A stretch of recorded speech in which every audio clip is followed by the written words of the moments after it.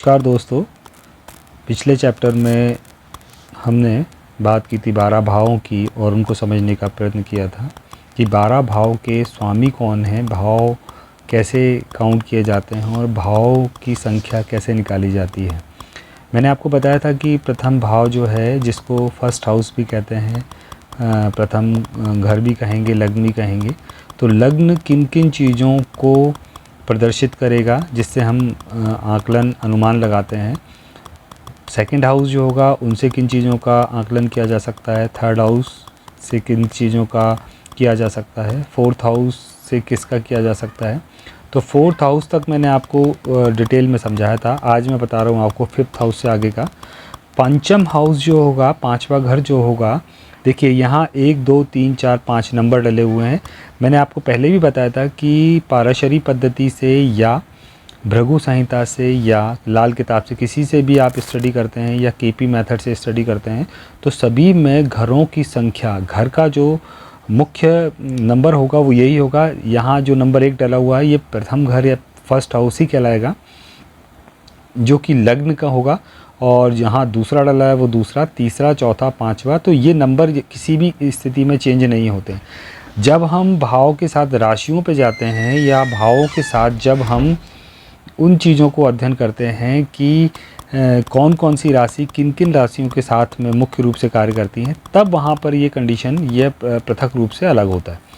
तो देखिए, यहाँ हम पंचम हाउस यानी कि फिफ्थ हाउस की बात करें कि फिफ्थ हाउस से हम किन किन चीज़ों की गणना करेंगे, कौन कौन सी चीज़ें हैं। ये बहुत महत्वपूर्ण घर है।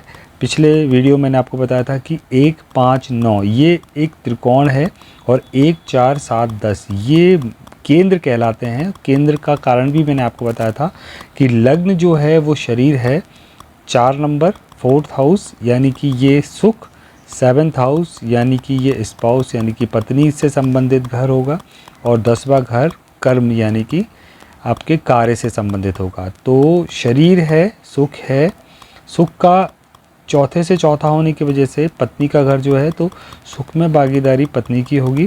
और वहाँ से चौथा जो होगा वो जो सुख है वो डिपेंड करेगा आपके कर्म यानी कि आपकी इनकम के ऊपर, कर्म के ऊपर। तो ये चारों घर मुख्य घर कहलाते हैं, जिन्हें हम केंद्र कहते हैं। दूसरा त्रिकोण 1 5 9। तो 1 5 9 के जो त्रिकोण हैं, ये मैंने आपको बताया था कि ये कुंडली का जो अर्थ है वो आपको भूतकाल, वर्तमान और भविष्यकाल तीनों का की गणना में सहायता करती है। लग्न आपको वर्तमान बताता है। फिफ्थ हाउस, पंचम हाउस से आप जो है पूर्व जन्मों के बारे में जानकारी प्राप्त करते हैं, और 90 घर से आप आने वाले जन्म के लिए जानकारी प्राप्त करते हैं। तो एक त्रिकोण तैयार होता है। ये त्रिकोण 1 5 9 का होगा। इसे हम मूल त्रिकोण का नाम देते हैं। तो पांचवा घर जो है, इस पांचवें घर में से हम कौन कौन सी चीज़ों का पता करेंगे। देखिए, यहाँ मुख्य रूप से मैंने आपको बताया कि ये पिछले जन्म से भी संबंधित है। तो ये जो घर है ये आत्मा से संबंधित है। आत्मा यानी कि आपके शरीर के अंदर जो आत्मा है, वहाँ का पता चलेगा कि आपके अंदर जो आत्मा है वो कितनी मजबूत है और उसकी स्थिति क्या है। दूसरा बुद्धि, भविष्य ज्ञान, इंट्यूशंस जिन्हें कहा जाता है, प्राण, संतान। संतान के लिए ये सबसे सर्वाधिक लोग इसका अध्ययन करते हैं और इसके बारे में कैलकुलेशन करते हैं। तो पंचम हाउस ज्ञान और संतान के लिए सर्वाधिक यूज़ किया जाता है। इसके अलावा स्मृति यानी कि इससे संबंधित जो पूर्व ज्ञान होगा या शास्त्रों का जो ज्ञान होगा, उसका अध्ययन भी हम फिफ्थ हाउस से करते हैं। फिफ्थ हाउस प्रेम से संबंधित भी होगा।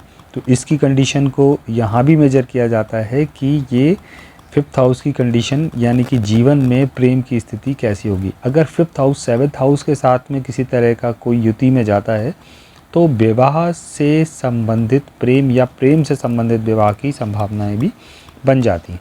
तो फिफ्थ हाउस राजशासन का से की मोहर का भी होगा, मंत्री का भी होगा, टैक्स से रिलेटेड भी होगा। तो उन सभी चीज़ों का अध्ययन हम पांचवें घर से करते हैं। लेकिन जो सर्वाधिक अध्ययन किया जाता है वो ज्ञान और बच्चों यानी कि संतति से संबंधित सर्वाधिक किया जाता है। चलिए, इससे अगला जो है वो है छठवां घर, सिक्स्थ हाउस, जिस पर बुध लिखा हुआ है। छठवीं जो राशि है वो कन्या राशि है, जिसका स्वामी है बुध।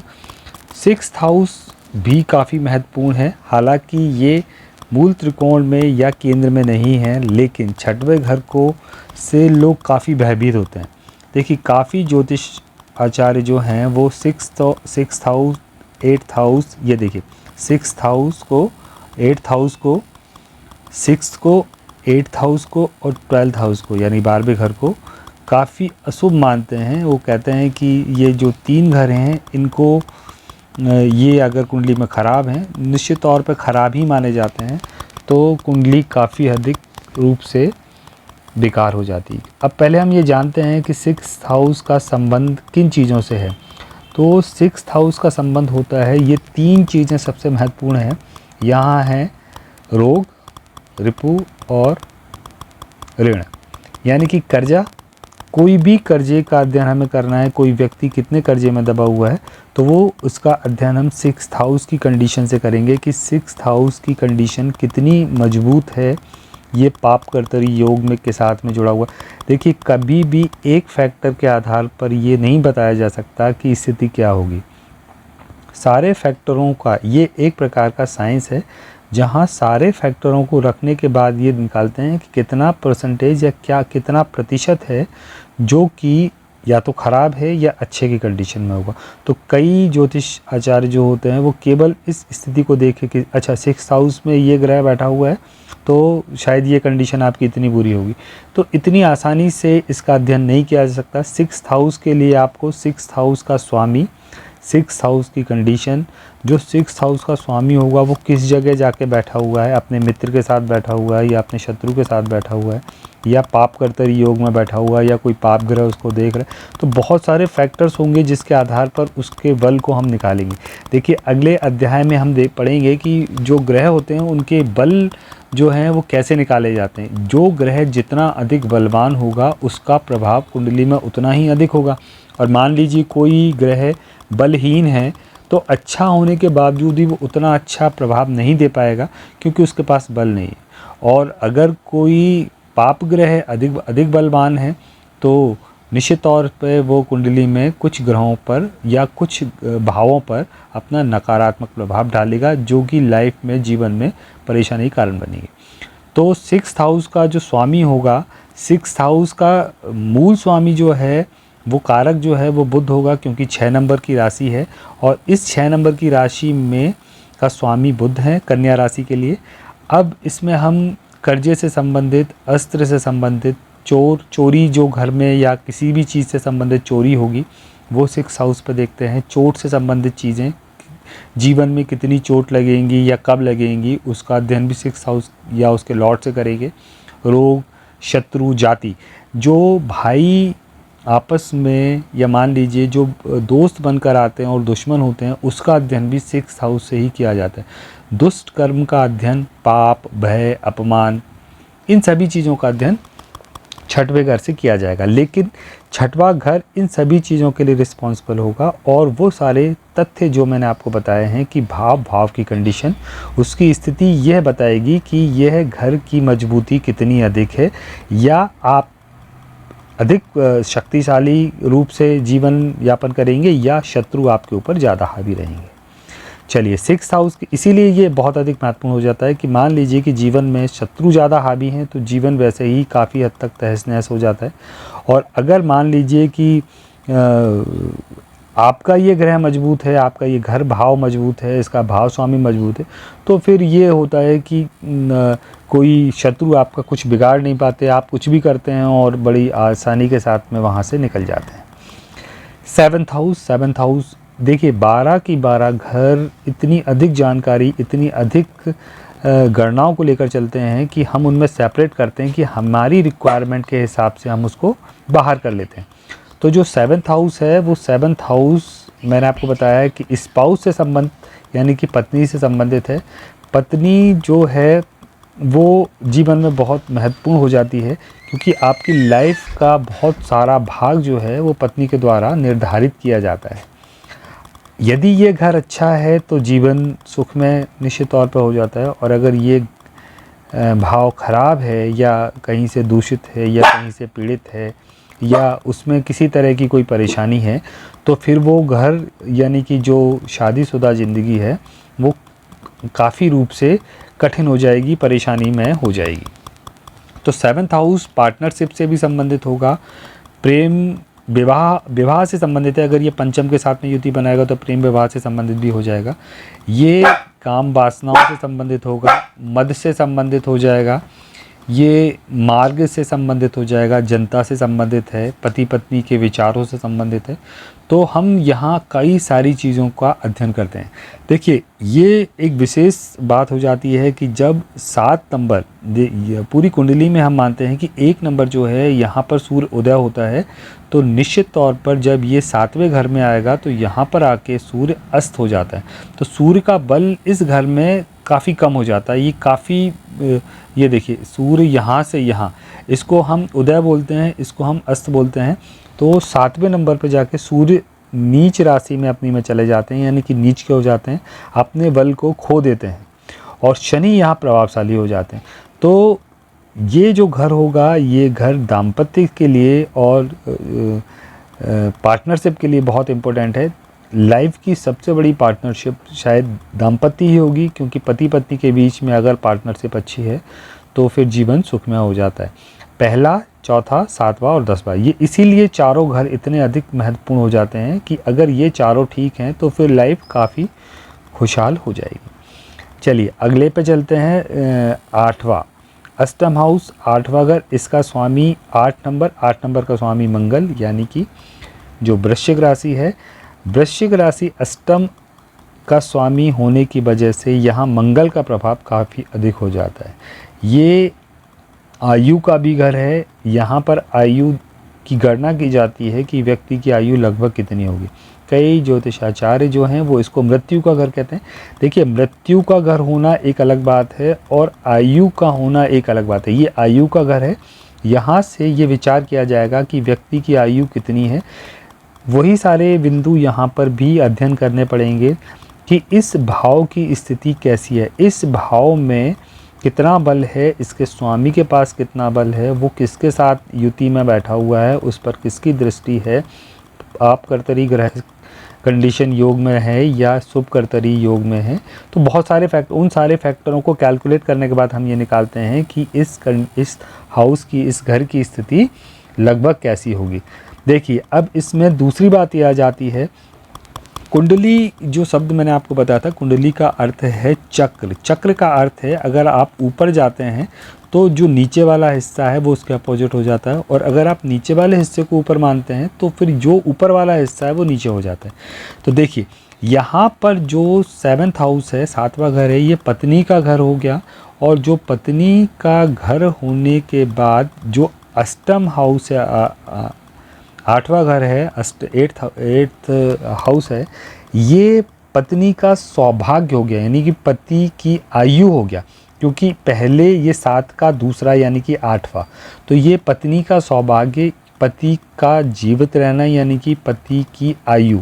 यहाँ से पता चलेगी कि अगर किसी स्त्री की कुंडली को हम देखते हैं तो हम ये देखते हैं कि अष्टम हाउस जो है उसकी स्थिति, यानी कि पहले घर से 7वां और 7वें से 8वां, यानी कि इसका दूसरा घर जो होगा वो उसको जीवित यानी कि उसकी आयु के बारे में बताएगा। मानसिक चिंताएं, मानसिक बीमारियां, अपमान, हार, किसी भी प्रकार की हार है वो 8th हाउस से पता चलती है। आयु में आपको बता चुका हूँ। क्लेश, किसी भी प्रकार का जीवन में क्लेश है तो अष्टम को अध्ययन करना चाहिए। आप अष्टम को देखें कि अष्टम की स्थिति कैसी है। बदनामी, मृत्यु, विघ्न, अशुभ, दास, गुलामी, ये सभी चीज़ें अष्टम के आधार पर निर्धारित किए जाते हैं। अष्टम देखिए, मैं आपको अगले अध्याय में ये चीज़ बताऊंगा कि पूरी कुंडली जो है उसको शरीर के रूप में भी अध्ययन किया जा सकता है, कि जैसे ये जो फर्स्ट हाउस होगा इसको आप मान लीजिए कि ये सिर है, तो इसके आधार पर जो अष्टम होगा ये मल द्वार हो जाता है, और इसका स्वामी, अगर इसका मूल स्वामी मंगल है और किसी की कुंडली में अष्टम का स्वामी अगर पीड़ित कंडीशन में हो और मंगल भी पीड़ित कंडीशन में है, तो निश्चित तौर पर ऐसे व्यक्तियों को बवासीर या इस तरह की बीमारियां होती हैं जो हम रोग वाले चैप्टर में देखेंगे कि किस तरीके से उनका निर्धारण किया जाता है, तो वो उससे पता चलेगा कि ये इसका जो सही वो होगा वो किस तरीके से होगा। दूसरी चीज़ जो है वो नवाघर जो होगा वो मुख्य रूप से अध्ययन किया जाता है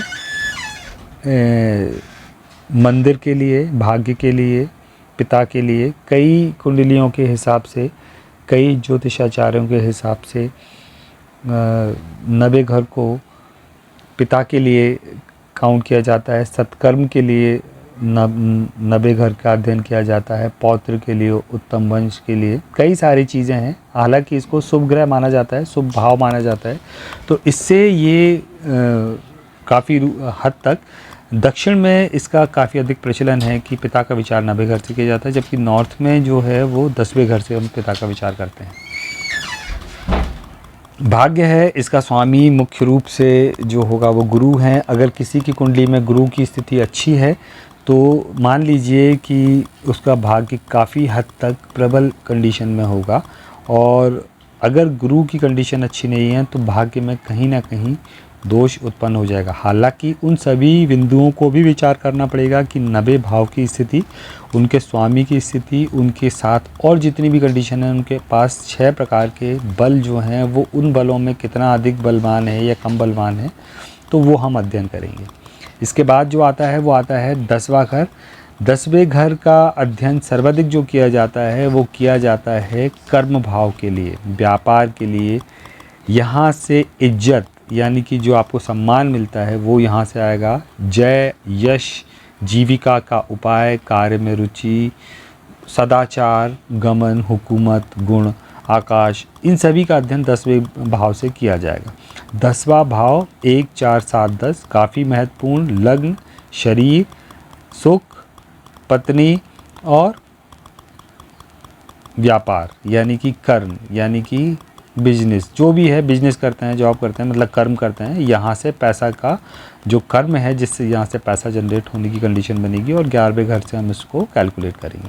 तो ये चारों चीज़ें जीवन में बहुत महत्वपूर्ण हो जाती हैं। आज्ञा स्थान भी कहते हैं इसको।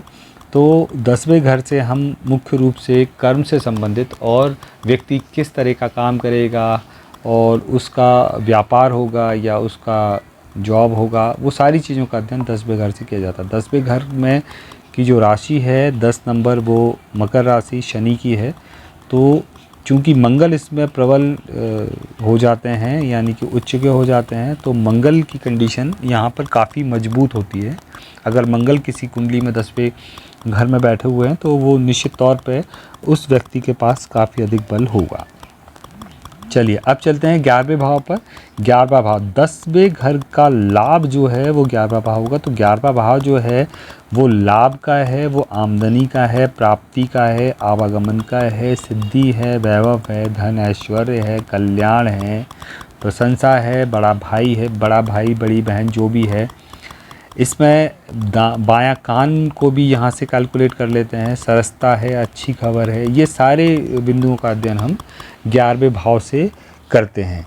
तो मुख्य रूप से जितना भी लाभ होगा, जितनी भी इनकम होगी वो 11वें भाव पे आएगी। 11वें भाव का लाभ का अच्छा होना 11वें भाव के लिए काफ़ी डिपेंड करेगा कि अगर किसी की कुंडली में 11वें भाव की कंडीशन अच्छी है, उसके स्वामी की कंडीशन अच्छी है, अच्छी जगह पर प्लेस्ड है, किसी तरह का कोई पाप ग्रह उसको देख नहीं रहा है या वो किसी पाप ग्रह से घिरा हुआ रही है, तो निश्चित तौर पर वो 11वां घर यानी कि इनकम उस व्यक्ति की अच्छी होगी। ये भी बताएगा कि व्यक्ति की इनकम किस तरीके की होगी, शुभ होगी या अशुभ होगी, या किस तरह की इनकम उसके पास होगी, वो सारी चीज़ें उसमें हम कैलकुलेट कर सकते हैं। चलिए अब आता है 12वां घर। 12वां घर ये 3 मैंने आपको बताए थे कि 6वां घर, 8वां घर और 12वां घर। 12वां घर जो है वो व्यय का है, खर्चा का है, यानी कि व्यय कराने का। इनकम हुई तो इनकम में से खर्च होगा, तो खर्च होने के बाद में जो सारी चीज़ें हैं जैसे कि जो नेगेटिव होगा, जैसे दुख है, पैर से संबंधित है, बायां नेत्र है, हास, चुगलखोरी, अंत, परिणाम, दरिद्रता, पाप, ये सारी चीज़ें 12वें घर से। जेल हाँ, यहाँ से जेल की कंडीशन का भी देखा जाता है कि कोई व्यक्ति क्या जेल जाने की कंडीशन बनेगी। चूँकि ये 12वां स्थान जो है, यहाँ का अधिपत्य जो है 12वां मीन राशि बृहस्पति के पास है, तो गलत अगर काम किया जाएगा तो निश्चित तौर पर जेल की कंडीशन को बनाएगा। तो चलिए, मैंने आज आपको सारा बताया। इसमें सेकंड ये हमारा अध्याय था कि जो कुंडली है वो 12 घर सभी के फिक्स होंगे, और 12 घर में से प्रत्येक घर का जो क्षेत्र है और प्रत्येक घर का जो काम है वो फिक्स है कि हम जिस चीज़ का हमें अध्ययन करना है वो अध्ययन हम उस घर के अकॉर्डिंग करेंगे। उसके लॉर्ड की स्थिति देखेंगे, सबसे पहले उस घर की स्थिति को देखेंगे कितना मजबूत है, उसका स्वामी कितना मजबूत है, उसमें कौन बैठा हुआ है, वो किस तरह के ग्रहों से ग्रसित है या बलवान है, सभी तरह के बल देखेंगे। उसके बाद उसकी गणना करके निकालेंगे कि इस घर की स्थिति लगभग कैसी होगी, या ये हमें इससे संबंधित वस्तुएं हमें कब प्राप्त होंगी। आशा करता हूँ कि आप इसका अच्छे से अध्ययन करेंगे, और अगले अध्याय में हम भाव से संबंधित और ग्रहों से संबंधित चर्चा करेंगे। तो तब तक के लिए नमस्कार।